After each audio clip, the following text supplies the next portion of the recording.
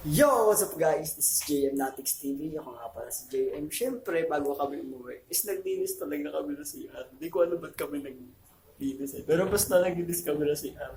So ngayong gabi, siyempre, mamaya, pauwi na rin siguro kami. Kasama ko lang dito si Kuya Gerson. Ayan, nagmamag pa.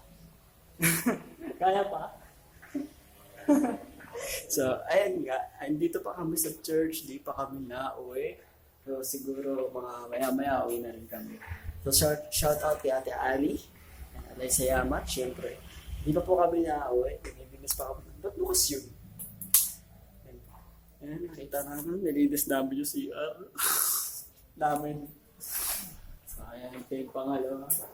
Ayan, nilinis kami ng CR. Ayan. Nakita niyo yan. Ito pa. Syempre, ayan. Ayan, nilinis namin yung CR. Siyempre, dahil masipag ako, wait lang, kasi ilaw dito. At dahil masipag ako, kukunin ko tong spray, kahit na kahit Sabado lang ngayon, kailangan pa rin importante is mabango to, kaya sprayan natin. Ayan, sprayan natin dito, ganyan. Dito, ayan. Yan dito, yan, syempre. And syempre dito sa harap, oo. Sprayan natin dyan.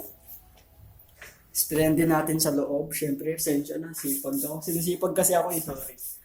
So, ayan, sprayan ko na yung loob. Yan, sprayan natin yung loob. Para kapag may pumasok, syempre, maamoy nila, hindi naman ganun hindi mabaho, di ba? Maamoy nila na kahit iba kasing churches din, kahit hindi, essential na sa mga ibang simbahan na. Pero kasi totoo naman, na yung ibang church, naglilinis lang sila kapag Sunday, ganyan. Kasi nga, pag Sunday, alam natin na maraming tao.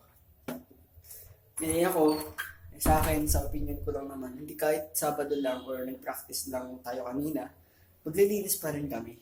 Kailangan pa rin, importante, mabango pa rin. Kasi simbahan to, alam mo na. Kailangan lagi mabango.